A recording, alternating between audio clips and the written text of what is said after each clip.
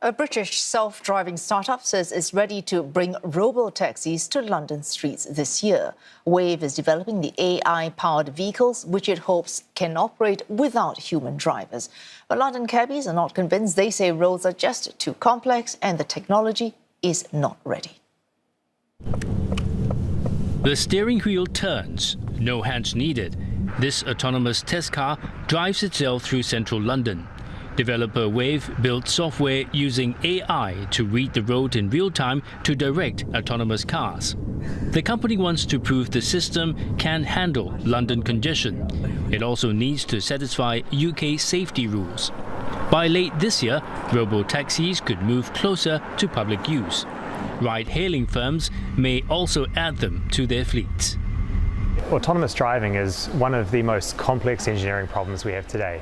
It requires developing a safety-critical system that's affordable to be mass manufactured around the world and has the flexibility to operate in many markets. This is an extraordinarily difficult engineering problem. But the good news is that AI provides a way to develop a level of intelligence that means that we can drive anywhere with mass market hardware. A vehicle safety operator sits in the driver's seat. He can take control at any moment. That is a legal requirement in the UK at present. The car responds to lights. It slows for crossings. It gives space to cyclists. It edges through tight traffic. The developer says its model learns from many hours of driving data. It says the same system can work in other cities and in different weather.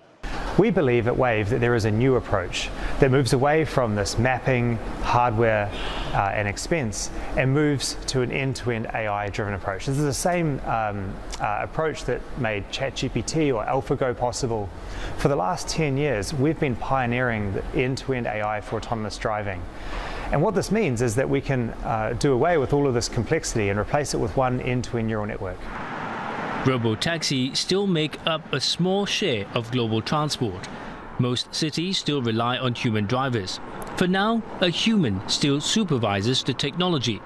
He watches the road and the system and steps in if it makes a mistake. I think I spend more time not driving behind the wheel than driving because it's come to that level. Researchers say automation could reduce crashes. They linked most accidents to human error. That technology really makes them very safe because the majority of accidents we see are human error, and having that fuller sensor suite that's primarily focused on two things: object detection and classification, and path planning and avoidance. So that makes them very safe. In London, the debate continues. The city has a strong public transport network. It also has the black cab, whose drivers claim to be the best in the world. Black cab operators train for years. They master 320 routes, thousands of streets and landmarks. They learn how the city changes hour by hour in all conditions. Will it be a fad? Technology is evolving. Okay, we're not riding horses and carts. We're in a £75,000 electric vehicle. So we're always evolving. Are we there yet? No way. I don't think that. I don't want to be like an ignorant taxi driver. It's like, no, we're not there yet. I can't see it. For now, Wayve will keep testing on public roads. It is working with car makers on future models. London may see more trials soon. Public trust will shape the rollout, and regulators will set the rules. Robotaxis now share the road with black cabs. The next step comes when the public takes its first ride.